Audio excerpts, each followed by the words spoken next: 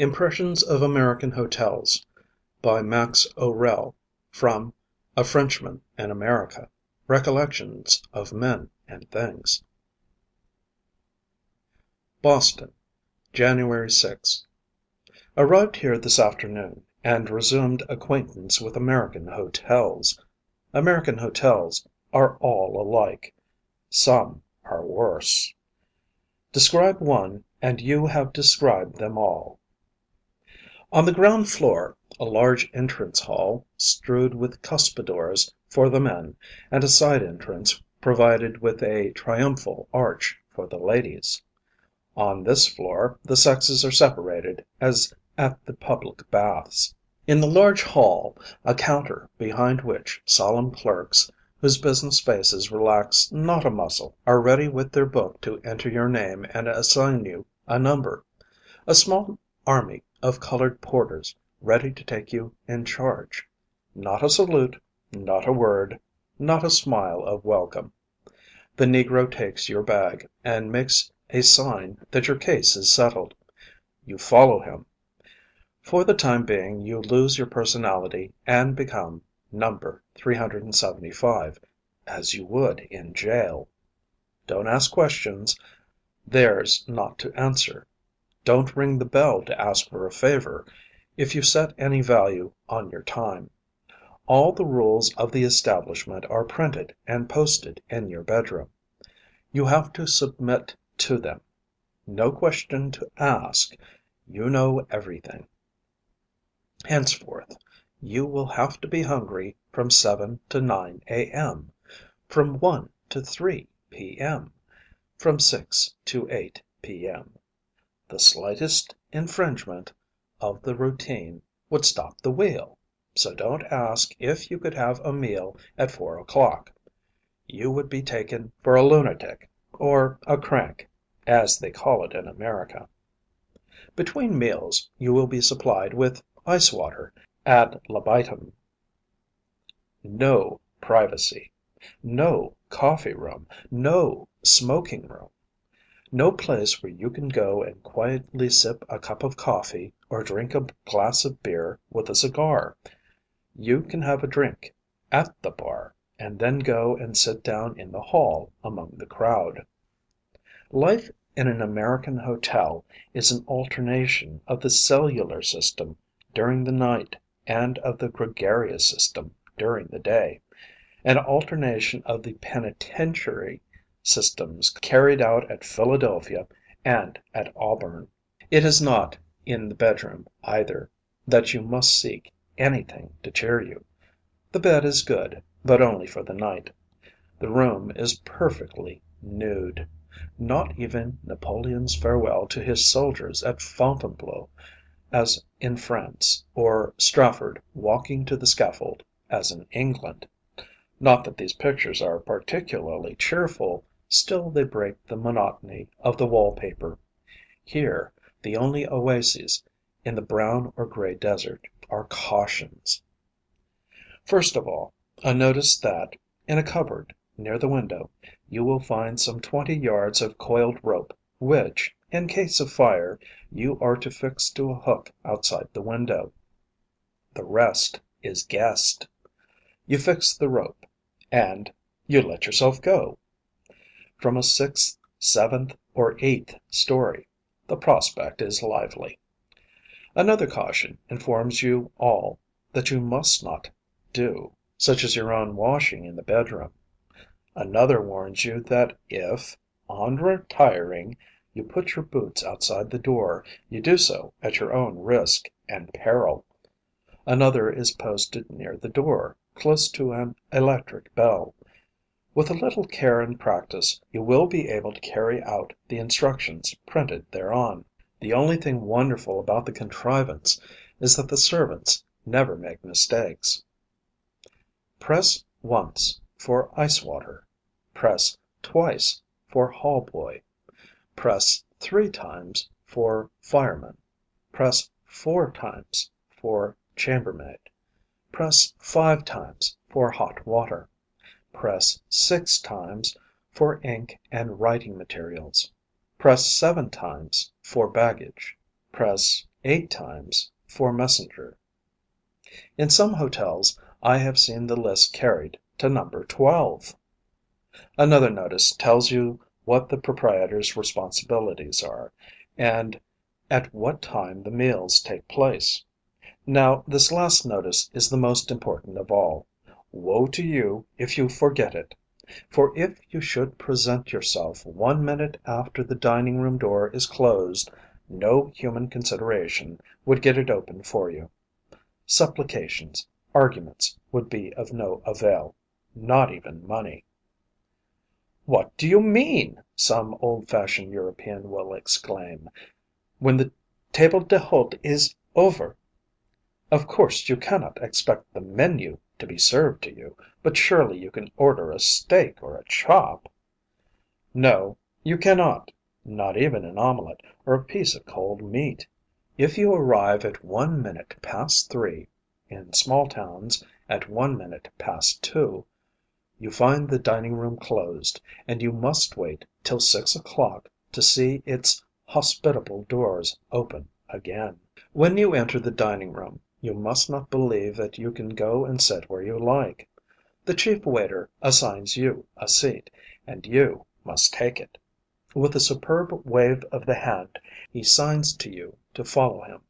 He does not even turn round to see if you are behind him, following him in all the meanders he describes, amid the 60, 80, sometimes 100 tables that are in the room. He takes it for granted you are an obedient, submissive traveller who knows his duty. Altogether, I travelled in the United States for about 10 months, and I never came across an American so daring, so independent, as to actually take any other seat than the one assigned to him by that tremendous potentate, the head waiter. Occasionally, just to try him, I would sit down in a chair I took a fancy to. But he would come and fetch me, and tell me that I could not stay there. In Europe the waiter asks you where you would like to sit. In America you ask him where you may sit. He is a paid servant, therefore a master in America. He is in command, not of the other waiters, but of the guests. Several times, recognizing friends in the dining room, I asked the man to take me to their tables. I should not have dared go by myself, and the permission was granted with a patronizing sign of the head. I have constantly seen Americans stop on the threshold of the dining room door and wait until the chief waiter had returned from placing a guest to come and fetch them in their turn. I never saw them venture alone and take an empty seat without the sanction of the waiter. The guests feel struck with awe in that dining room, and solemnly bolt their food as quickly as they can. You hear less noise in an American hotel dining room containing 500 people than you do at a French table d'hôte accommodating 50 people, at a German one containing a dozen guests, or at a table where 2 Italians are dining tête à tête. The head waiter at large Northern and Western hotels is a white man. In the Southern ones he is a mulatto or a black. But white or black, he is always a magnificent specimen of his race. There is not a ghost of a savour of the serving man about him, no whiskers and shaven upper lips reminding you of the waiters of the old world, but always a fine moustache, the twirling of which helps to give an air of nonchalant superiority to its wearer. The mulatto head waiters in the South really look like dusky princes. Many of them are so handsome and carry themselves so superbly that you find them very impressive at first, and would fain apologize to them. You feel as if you wanted to thank them for kindly condescending to concern themselves about anything so commonplace as your seat at table. In smaller hotels the waiters are all waitresses. The waiting is done by damsels entirely, or rather by the guests of the hotel. If the Southern head waiter looks like a prince, what shall we say of the head waitress in the East, the North, and the West? No term short of queenly will describe her stately bearing as she moves about among her bevy of reduced duchesses. She is evidently chosen for her appearance. She is divinely tall, as well as most divinely fair, and, as if to add to her importance, she is crowned with a gigantic mass of frizzled hair. All the waitresses have this coiffure. It is a livery, as caps are in the Old World. But instead of being a badge of servitude, it looks, and is, alarmingly emancipated. So much so that, before making close acquaintance with my dishes, I always examine them with great care. A beautiful mass of hair looks lovely on the head of a woman, but one in your soup, even if it had strayed from the tresses of your beloved one, would make the corners of your mouth go down and the tip of your nose go up.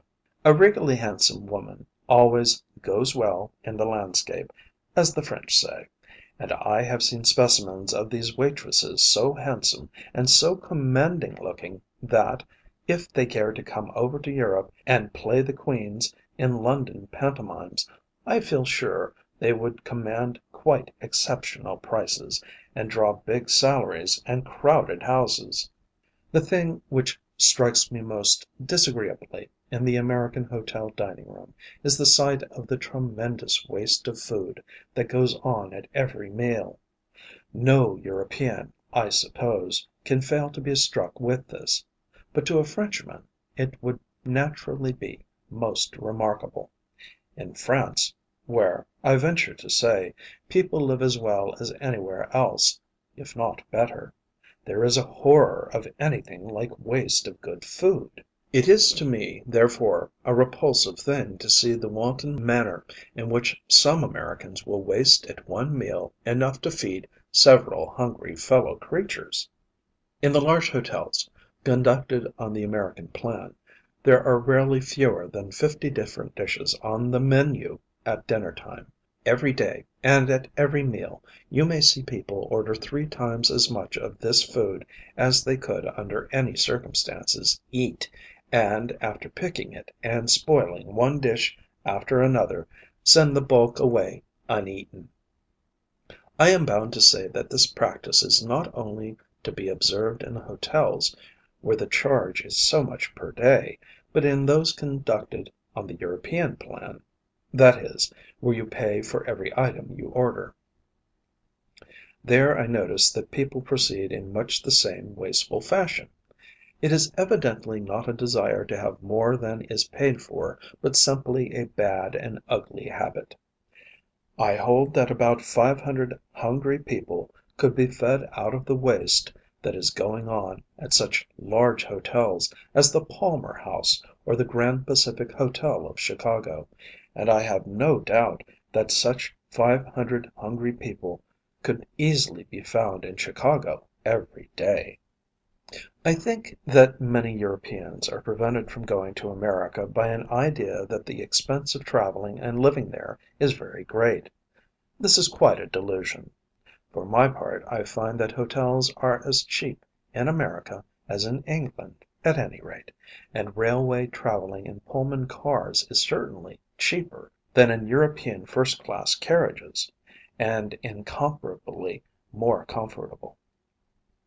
Put aside in America such hotels as Delmonico's, the Brunswick in New York, the Richelieu in Chicago, and in England such hotels as the Metropole, the Victoria, the Savoy, and take the good hotels of the country, such as the Grand Pacific at Chicago, the West House at Minneapolis, the Windsor at Montreal, the Cadillac at Detroit. I only mention those I remember as the very best. In these hotels you are comfortably lodged and magnificently fed for from $3 to $5 a day. In no good hotel of England, France, Germany, Italy, Switzerland would you get the same amount of comfort, or even luxury, at the same price, and those who require a sitting room get it for a little less than they would have to pay in a European hotel.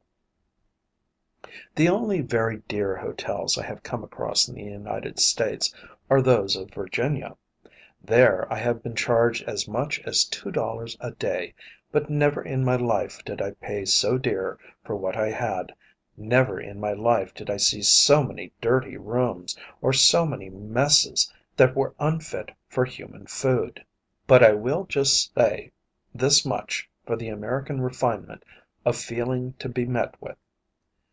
Even in the hotels of Virginia, even in the lunch rooms in small stations, you are supplied, at the end of each meal, with a bowl of water to rinse your mouth.